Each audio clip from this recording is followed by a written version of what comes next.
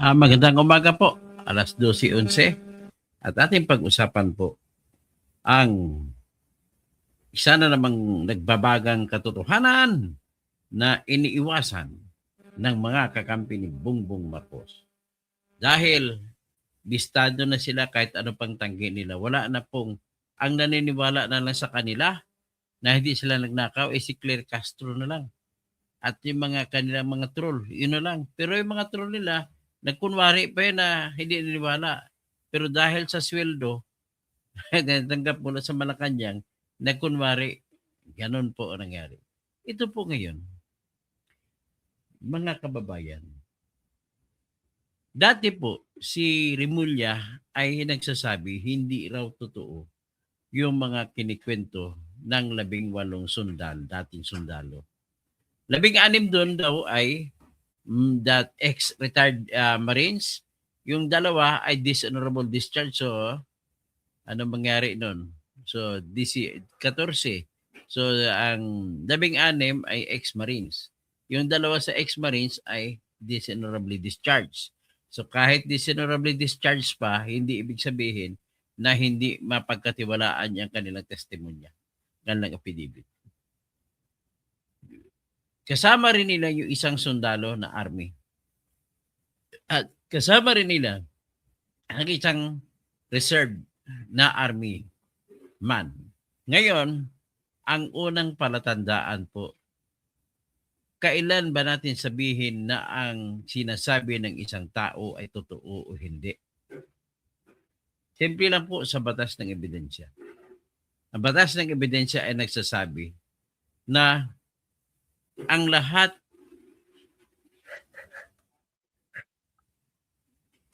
ng mga salita ay hearsay. Yan ang general rule. Gilbert Labrador. Ang general rule, lahat po ng mga kwento ng kahit sinong tao ay hearsay ang treatment. Hearsay ang kung tawagin. Pero po, marami pong mga pagkakataon na ang hearsay, ang mga sinasabi ay hindi na magiging hearsay. Kailan yan? Ito pong mga sa batas. May tinatawag po na dying declaration. Ang deklarasyon ng isang tao na mamamatay na ay hindi tinatanggap na hearsay, kundi yun ay totoo. Bakit po? Kasi mamamatay na siya. Wala pong tao na alam niya na mamamatay pa siya. Mamamatay na siya ay magsisinungaling pa. Wala pong taong nagsisinungaling kapag siya'y mamamatay. Mamamatay pa lang. Ibig sabihin ay buhay pa kung diwa niya, pero alam niya na mamamatay na siya. Pwede sa hospital, pwede na binaril siya at alam niya fatal, ang tingin niya fatal, ang tama niya tapos naghingalo na siya. At pag magsabi siya kung sino bumaril sa kanya, yan po ay napakataas ng uri ng salita na exemption siya sa hearsay rule. Yan ang unang example po ng mga salita na hindi mo pwede sabihing hearsay. Pangalawang salita na hindi hearsay ay kagaya ng mga salita na sinulat sa mga logbook ng mga gwardiya. Bakit ko nasabi na hindi kasinungalingan o hindi hearsay ang mga sinulat sa logbook? Kapag makita kasi ang logbook ng mga gwardiya, kada may papasok na tao, nililista ang pangalan ng tao, anong oras dumarating. At kung sasakyan man ang dala, pagpasok niya, sinusulat ang plate number, anong oras, at saka yung uri ng sasakyan. Dahil kada pasok ay ginagawa kagad ang pagsulat, hindi po siya hearsay. Magkaroon lamang depekto ang logbook kung mayroong laktaw. Pero pag walang laktaw, tuloy-tuloy, ay hindi po siya hearsay.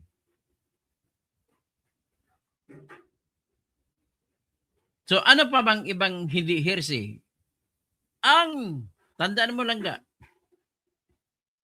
Ang taong nagsasalita laban sa kanyang sarili ay ang kanyang salita ay hindi tinuturing na heresy, kundi exception to the rule. Bakit? Kasi wala pong tao na nagsisinungaling kung magsasalita laban sa kanya. Kagaya ng pag-amin, kailang mayroong formalidad na sinasabi. Tapos, wala ring hearsay na salita kung alam niya ang pagsasalita niya ay mamamatay siya. Papatayin siya. Alam niya na delikado ang buhay niya. And yet nagsasalita siya. So, hindi po hearsay ang kanyang sasabihin.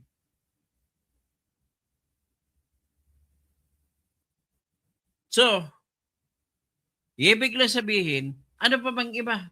May isa pang example ng tawag namin dito ay res geste. Ano naman po ang res geste sa batas ng ebidensya? Ang res geste naman po ay ganito. Hindi po siya hearsay. Halimbawa, si Pedro nasa labas ng bahay. Si Juan naman, narinig niya si Pedro at kilalang kilala niya si Pedro. Kitang-kita niya si Pedro na nagsasalita. At narinig niya si Pedro na nagsasalita tungkol sa kanyang nakita. Halimbawa, may nakita si Pedro na sinaksak niya si Cesar. Pak! Tapos sumigaw si Pedro. Hay! Si Cesar! Ay, sinaksak niya no? Sinaksak ni Mario. Yun po, hindi hearsay. Hindi po yan hearsay. Ano ibig sabihin yan? Wala pong taong nagsisinungaling kapag nagsasalita na nabigla siya. Ang tawag dyan, statements made upon a startling occurrence. Yung nakakagulat na pangyayari. May taong nagsalita at narinig ng isang sa loob na hindi nakakakita kung anong pangyayari. Ang tawag dyan ay statements made in a startling occurrence.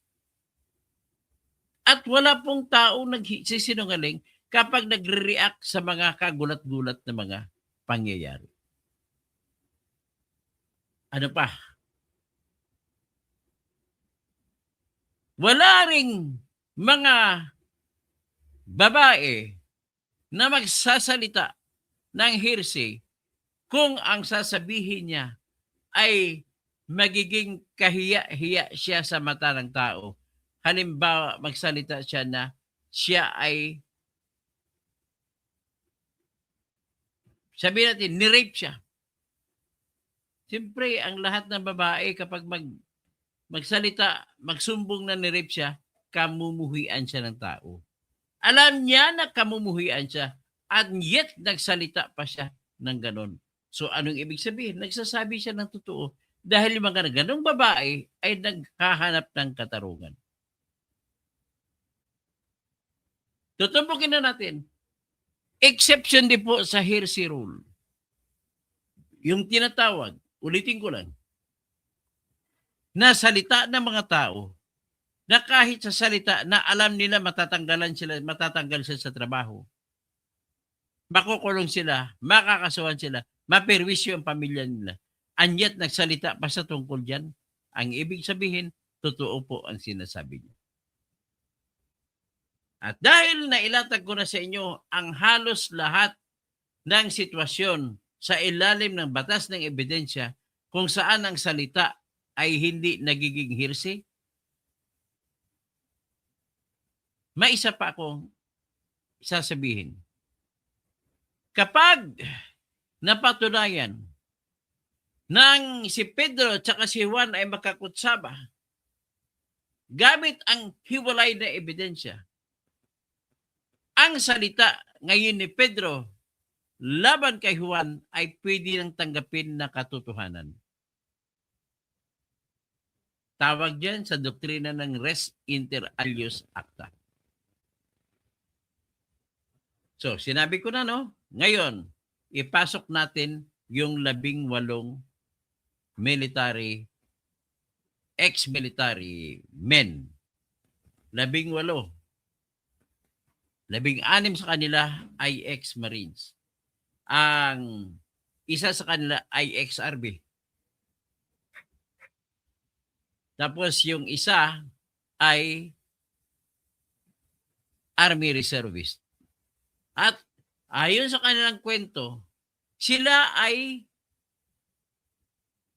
inupahan ni Saldico na magiging security consultant.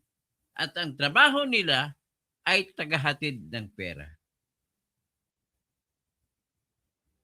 Sa pagsasalita nila niyan, alam nila na yayariin sila ng mga otoridad, gaya ni Lacson, gaya ni Remulla, gaya na kung sino-sino pa. Ang kanilang pamilya, alam nila kung anong mangyayari sa kanila.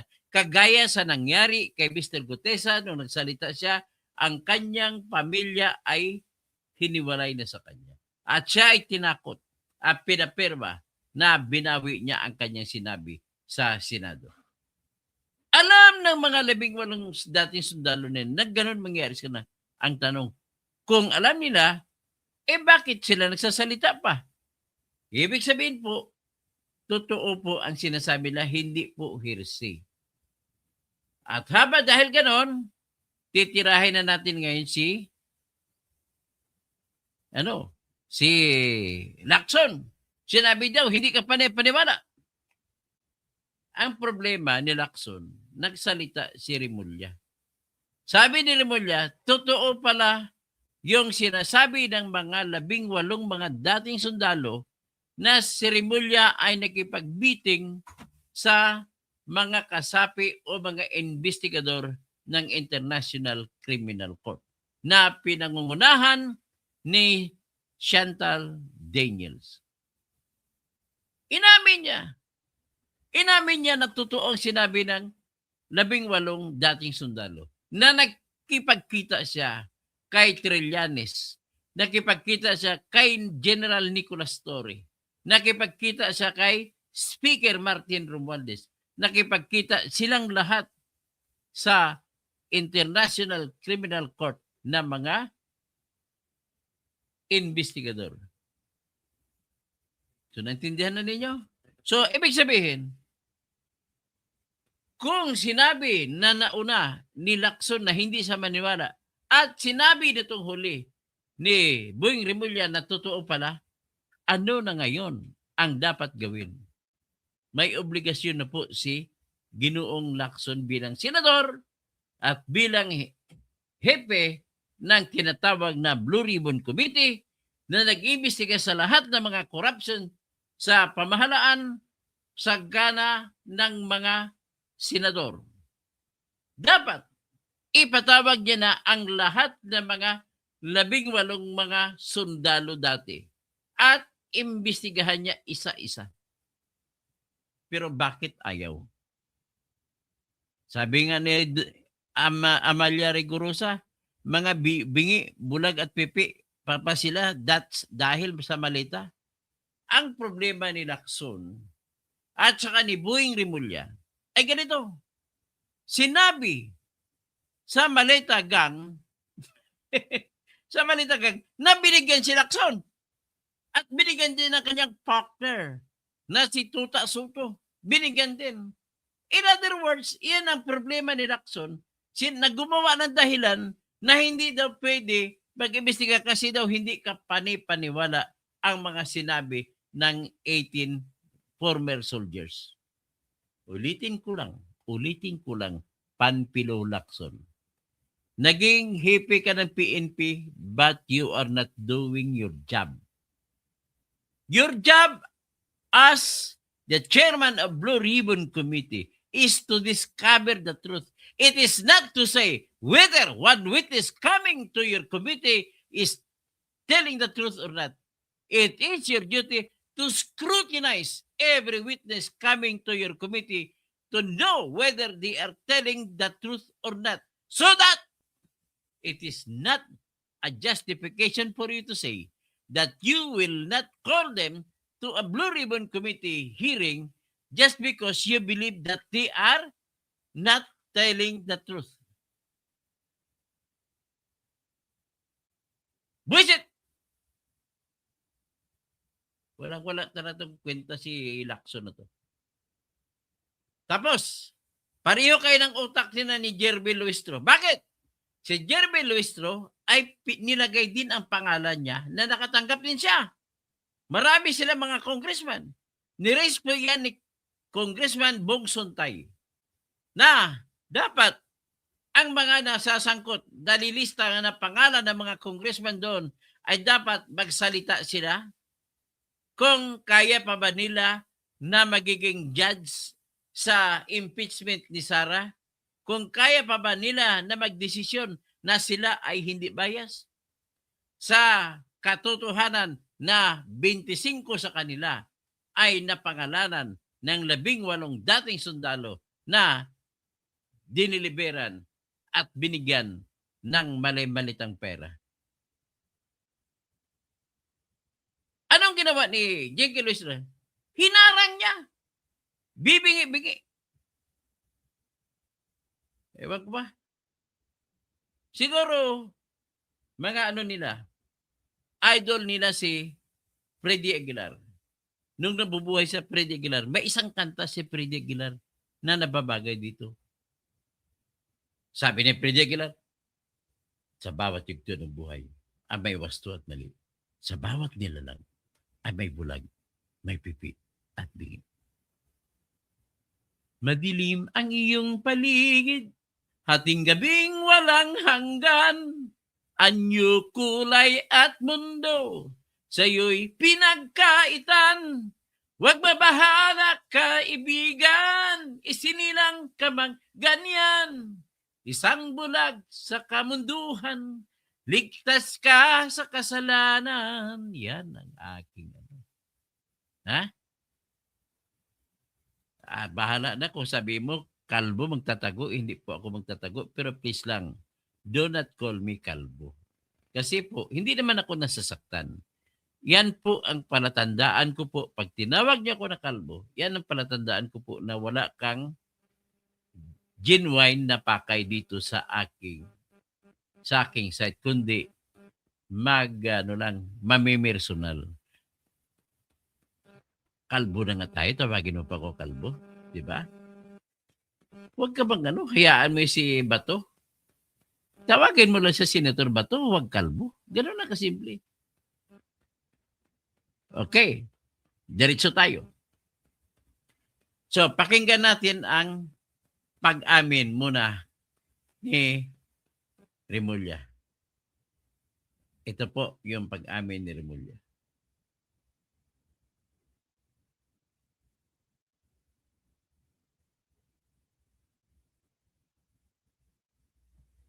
Yeah. Iimbestigahan ito kahit kasama kayo doon sa affidavit. Alam mo, I want to get the individual affidavits of each of them. The allegations are serious. Di ba? At kasama ako dyan. Nakita ko naman, sinasabi nila, ICC. Sinabi ko, nakausap ko. O ano ngayon? Di ba? Kailangan protektahan natin ang ating mga testigo eh. Pero ang mas mahalaga dyan, yung allegations na ginawa nila na iba. Kasi kung 18 sila talagang nandoon na magkakasama ng 2 taon na walang patid, na lahat ng pangyayari nakita nila. Iyon ang ating gustong malaman. Sir, this was before yung arrest kay President Duterte. Parang ano pa to eh, parang 3 taon pa yung ano nito eh. Yung saklaw na panahon nito. Parang 3 years pa nga eh, yung saklaw nito eh. So way before. Kasi Way before. sir, may insinuation. Sinasabi, ang ano daw po doon is dahil nagkaroon daw po ng kidnapping kay Pangulong Duterte at nakipag-usap daw po ang mga opisyal ng gobyerno. May mga ganun pong sinasabi. What do you say to that, sir? Tapos na yata ang pangyayari nun. Tapos na yata yung pangyayari nun. Tapos na po. Yung kinausap namin. So 2025. 2025 yan, kinausap. After March. After March, Wala pang 1 taon yun. Sigurado. Okay. Thank you, sir. Okay? Sige, very clear. Inamin ni Ombudsman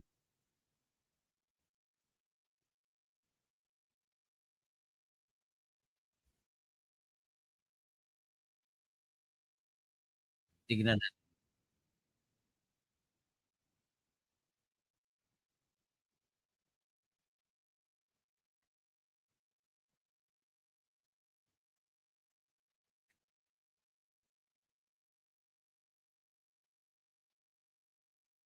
Dali lang.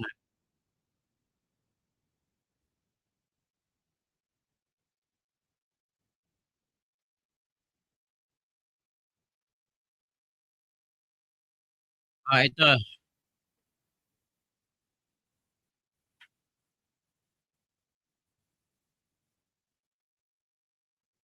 So, tingnan naman natin ngayon. Bago natin ipresenta si Lacson, tingnan natin ang mga sinabi na na. Reviewin natin ang mga sinabi ng mga sundalo. Ito po yun.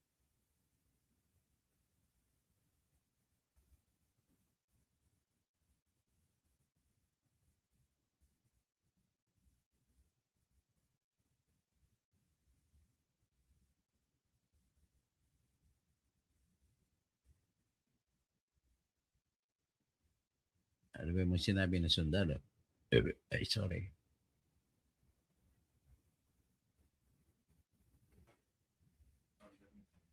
Yala.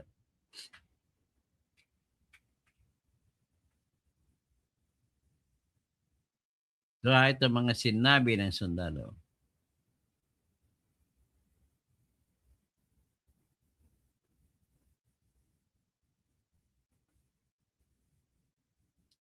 Kaya nga, pag makita ko to, parang gusto ko manta eh. I shot the sheriff. I never shot the deputy.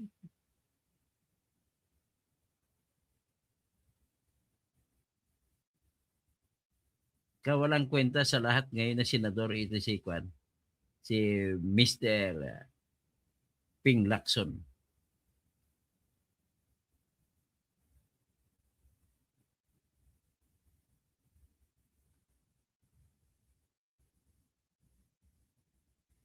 Ito. Tingnan natin. Parang ito natin.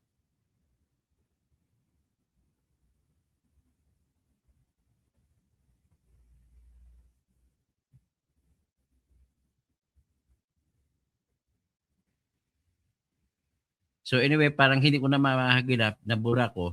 Pakinggan na lang natin ang nangyari sa ginawa nila sa ginawa nila sa House of Representatives. Akalain mo binalibag ni Luistro kasi ayaw niya marinig. Ito pala, nakita ko na. Ito ang yung ginawa ng mga Marines at saka mga sundalo. Ito po.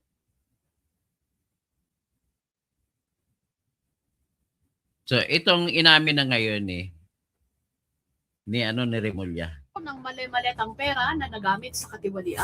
Kasunod ito ng paglabas ng 18 individual na nagpakilalang mga retiradong Marines at nagsilbi bilang bagman umano ni dating Ako Bicol Party List Representative Zaldico. Sa kanilang alegasyon, nag-deliver sila ng aabot sa 805 bilyong piso sa mga tahanan ni Pangulong Bongbong Marcos, dating House Speaker Martin Romualdez at maging kay Ko. Ipinresenta sila ni Atty. Levy Baligod sa isang press conference. Ang ugat at pinuno ng pagnanakaw sa ating bayan ay walang iba kundi si President Marcos. Vilmar Huerte At hindi gagalaw si Speaker Romualdez o si Zaldico na walang pahintulot kay PBBM. Dahil bakit siya tumanggap ng mali-maletang pera? Hindi ba siya nagtanong saan galing ito o para saan ito?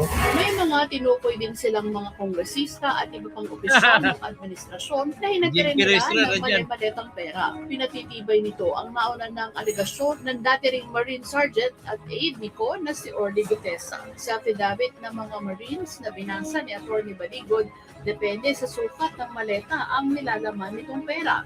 Ang malaking maleta ay mula 50 to 70 million pesos. Ang medium size naman ay mula 30 to 40 million. Ang maliit naman ay 15 to 25 million Bukod pa sa paper bags na naglalaman naman ng mula sa 5 hanggang 10 milyong piso at expandable envelope na naglalaman naman ng 2 milyong piso. Meron din po kami sa Ilocos, kasama po si Kong Saldi.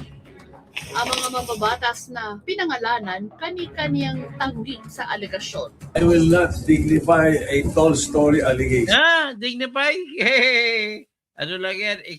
Na matagal lang bumita niya, matagal lang kumita yan, Tito Soto. Ang nakakatawa nun, baka hanapin sa akin ng kasama ko Meron nga naman, meron. Isa uli mo, pera ng tao yan. yung timong maleta. I don't think they deserve a decent answer Isa pa to, na wala ang maratabat mo, maranaw ka pa naman. Ang pamilya mo, ang taas ng tingin ng mga maranaw. Pamilya Alunto, tapos dinungisan mo. Si Senator Damucao Alunto, dinungisan mo. The father of Mindanao State University, binunginisan mo. from me. A responsible. Unassigned nga eh, di ba? It's all BS. It's all BS. Ang hirap kasi mag-argue sa isang kasinungalingan eh. How do you even... Patunayan mo, huwag ka pag-argue. Maglabas ka ng ebidensya na hindi totoo. argue with lies? Diba? Mahirap talaga pag meron Si Paulo Ortega, no, nakabatan din, no? sariling mundo. Dilulu. Dilulu tawag sa mga ganyan. So, Ikaw, ano tawag sa'yo na kabatan? Tumaba ka na nga eh. Panay kain mo ng mga matataba. Dahil marami kang pera. hindi natin masyado binibigyan ng pansin dahil Pag pinapansin, bakit nagpa-interview ka? yun lang po. Isa pa sa ibinunyag ng mga dating Marines ay ang ginawa nilang pagpapalit umano ng piso para sa dolyar na binubuo ng 2 maleta at naglalaman ng 56 billion pesos noong December 2023. Ang halagang ito raw ang ginamit at ibinigay kay dating Senador Antonio Trillanes para naman sa mga Si Trillanes, oh. Ani ka kasi totoo. Hindi mo naman naman ang gagawin mo. Ang natural mo na reaction, magsampa ka ng libel. dayuhang investigador ng International Criminal Court o ICC Dapat ang ginawa mo, patunayan mo na hindi totoo. na naghanap ng mga gagawing testigo sa kasong hinaharap ni dating Pangulong Rodrigo Duterte sa The Hague, Netherlands. Gaya ng iba, itinanggi din ni Trillanes ang alegasyon at nagbantang sasampahan ng cyber libel case ang mga nasa likod ng alegasyon. Sa Senado, naghain ng resolusyon si Senator Amy Marcos para paimbestigahan ang umano'y money delivery scheme. Batid ko na nagpahayag kayo na nais ninyong tayuan ang mga pahayag ninyo under oath. Yan din ang aking inaasahan at susubaybayan. Tama ang hakbang na yan upang maging opisyal ang Hindi Pero hindi tama kay Ping Lacson yan. No? Tignan mo sa kasama mong senador. Ano naman masabi ni Ping Lacson? Nag-privilege speech pa. Kakahiya naman si Ping Lacson. No? Ay, Ping Lacson, pinaprotektan mo pa pag nanakaw. Matindi ka talaga. Huwag nyo na iboto ulit to. Nanluloko to. Oh, ayan. Distinguished colleagues, I rise today on a matter of personal and collective privilege. As chairman of the Senate Blue Ribbon Committee, I have been subject of criticisms for not scheduling the 18 ex-military personnel who faced the media in an organized press conference at the historic Club Filipino on the eve of the 40th EDSA People Power Revolution to be called and testify before your committee on accountability of public officers and investigations. During the said press conference last February 24, these 18 individuals made claims on their supposed knowledge as former security personnel of one of the key personalities in the flood control scandal, former Congressman Saldico. To be clear, while every imputation of a crime warrants our attention, none deserves our blind deference. Bakit? In Bakit the same wala? manner that everyone has a right to be heard, it is not a license to mislead. Hence, while I reserve judgment on the merits of the testimonies, I am duty-bound to raise questions of logic and, at the very least, basic mathematics. Ah. These are not intended to disparage the testimonies of the said individuals, but rather ensure that proper evaluation of the Yan ang credibility pong ibig sabihin, ayaw niya magsagawa ng Blue Ribbon Committee. investigation. Hindi niya ipapatawag ang mga Marines para dinggin, dalhin ang kanilang ebidensya. Bakit? Ay, nako. Amel Mutalib. Amel Mutalib. Talib. Kanon. Anong ang tunay gano ba kanta, no? Sa Blal Baldas, ang tapang ng apog ni Remulla. Haz Garcia, sana po gumulong ang investigation sa Senate regarding sa revelasyon ng mga Marines. Tama, dapat ganun. Ben Marwerte, Boston Miners, may maletang gumulong, nandun sila. Yun importante. Salita lang yan, walang ebidensya. May mga ebidensya ng Ben Marwerte. Ito, ipakita ko na lang ebidensya para malaman ninyo kung ano talaga yung ebidensya. Ito pong ebidensya, ha? Sabi ni Ben Marwerte, wala daw ebidensya. Ipakita ko rin for the last time ang ebidensya na namigay ng pera, nag-deliver ng pera. Ito. Ito po ay affidavit ng mga Marines. Okay?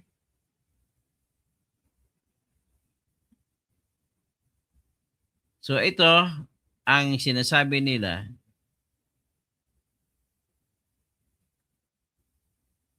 Nautusan din kami na mag-escort at mag-deliver ng iba't ibang laki ng maleta sa mga congressmen, congresswomen na naalala namin sa ngayon dahil sa sila ay napapanood namin minsan sa telebisyon o palagi namin silang nakikita pag nakausap sila ni Saldico.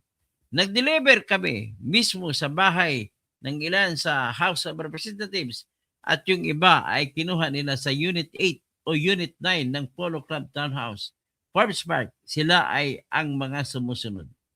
Abante Beni, Adjung Sia, Alvarez Jose, Jojo Ang, Julien Baronda, Congresswoman ng Iloilo City, Ace Barbers, Congresswoman ng 2nd District ng Zamboanga Surigao del Norte, Ching Bernos, Congressman sa Lone District of Abra, Arlene Brosas, Congressman ng Gabriela, Franz Castro, Congresswoman ng Axe Teachers Party List, Joel Choa, tapos si Manix Dalipi, Laila de Lima, at ibinigay ang pera sa Polo Club Townhouse. Pagkatapos ng meeting niya kay Saldico, Ed Anyo at dating speaker Martin Romualdez. Ito pang iba. Si Janet Garin, doon din sa Polo Townhouse. Si Dong Gonzales sa Polo Townhouse din. Si J. Kong Hon ng Zambales sa House of Representatives saka sa Townhouse. Jervil Luistro. Kaya pala ayaw Jervil Luistro, ungkatin kan dito pala siya.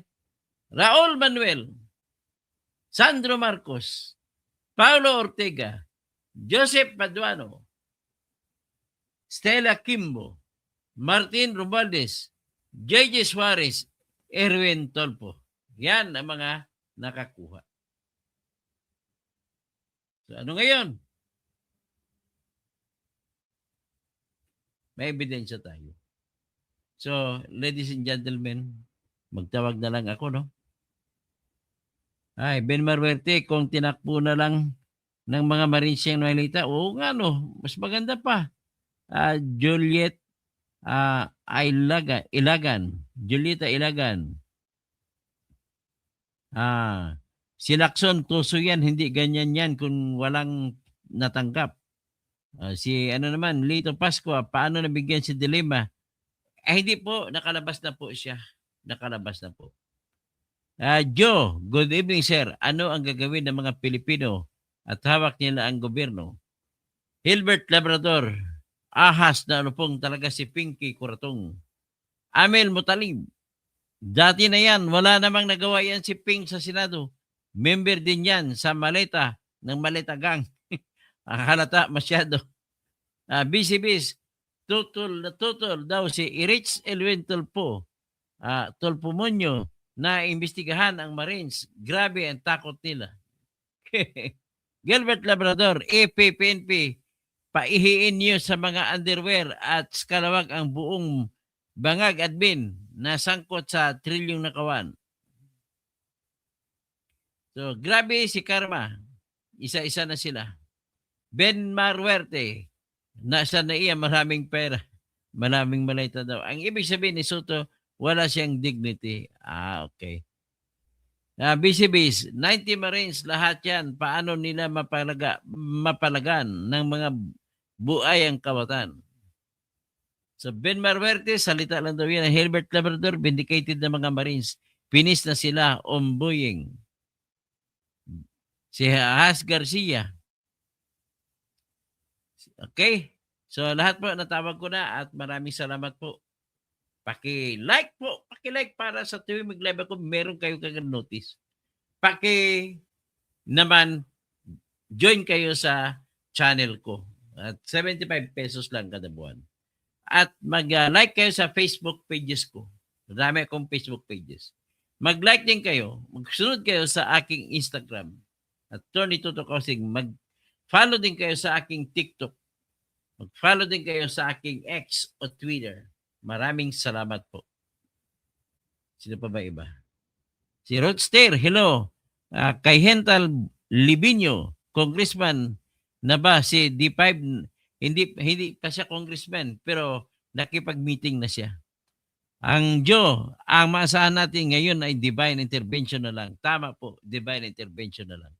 Bibi, Las Vegas, kaya pala lahat ng mga malalakas ang bunganga. At saka, BCB, sa takot nila may imbestiga, dinadownplay nila discredit strategy. At saka sa impeachment ni Sara, hindi na pag-usapan, ayaw na pag-usapan. Grabe, natatakot sila. Dapat pag-usapan ninyo. So anyway, ito po tayo ngayon. At ako po dito ay para ibisto sila ng ibisto. So magandang umaga po sa inyong lahat. Paki-like at kung meron kayong sobra, bigyan niyo po ko sa GCash. Maraming salamat po mga nagbigay.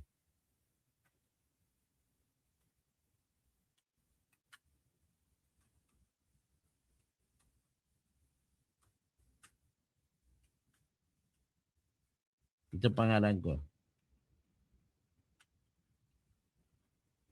Okay.